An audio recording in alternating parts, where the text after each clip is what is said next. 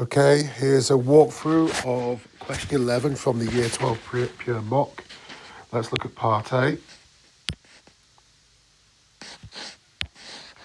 Part A, you're best using factor theorem, so you'd say, okay, F5 equals 2 times 5 cubed minus 19 times 5 squared plus 40 times 5 plus 25. So that's 250. Should show you working here. 5 squared is 25. 19 times 25 should be 475. Plus 40 times 5 plus 200 plus 25, which equals 0. So then you write your sentence, f of 5 equals 0. Therefore, x minus 5 is a factor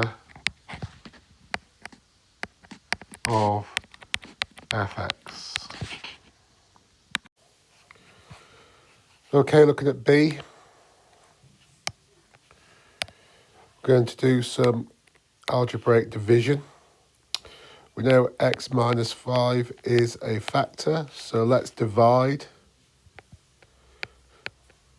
2x cubed minus 19x squared plus 40x plus 25 by x minus 5.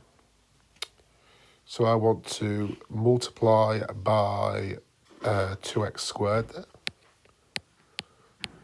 2x squared, so that would give me 2x cubed minus 10x squared. Subtract through 40x, 25 still there. That should give me minus 9x squared. So I'm going to multiply by minus 9x then. So I've got minus 9x squared minus 9 times minus 9x times minus 5 plus 45x.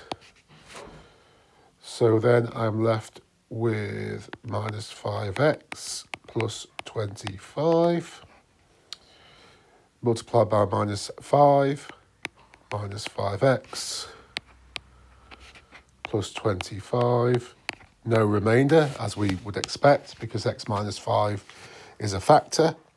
So I now know that fx equals x minus 5 times 2x squared minus 9x minus 5. Well, we can factorize this. Got 2x and x.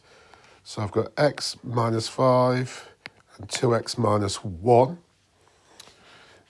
And that works. So here I've got a repeated root.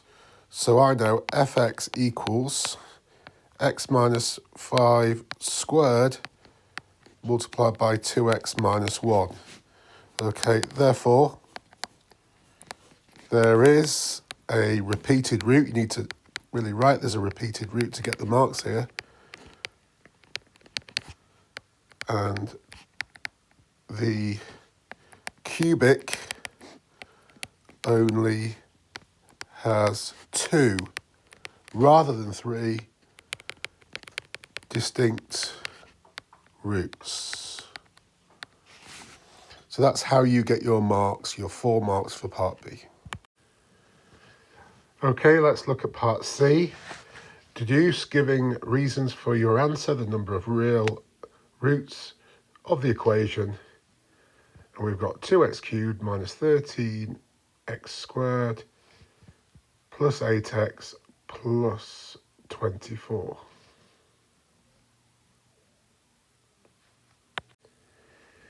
Okay, well, firstly, what I should say is that was a typo on this paper.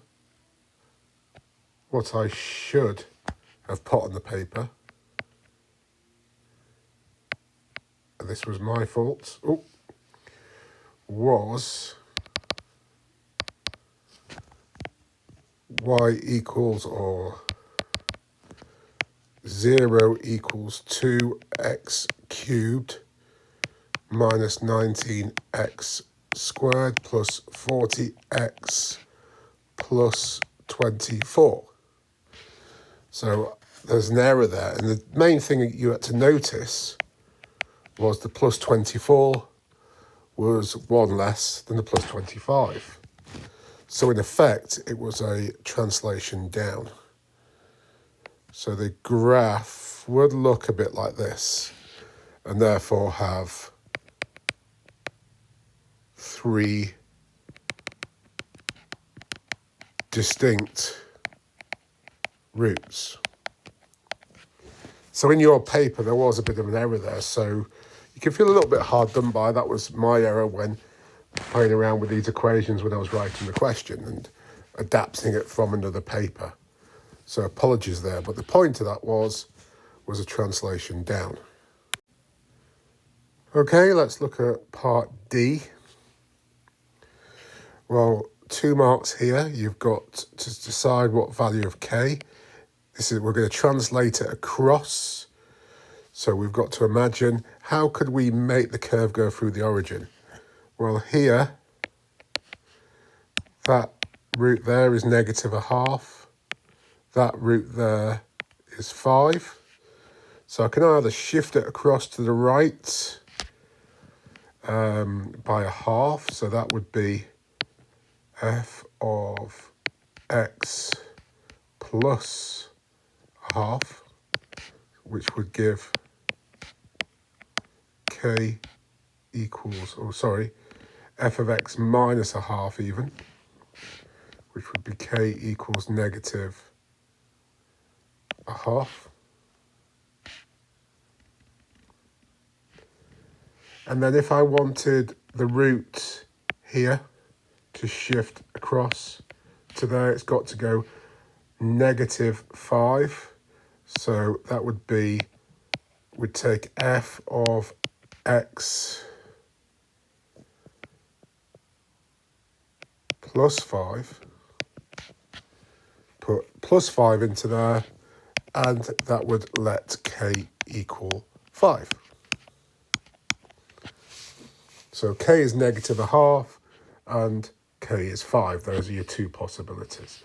And that's all about the translation. Translating the curve either to the right 1/2 to get this bit to go through the origin, or to the left by 5 to get this bit to go through the origin. Thank you very much. Hope that's clear.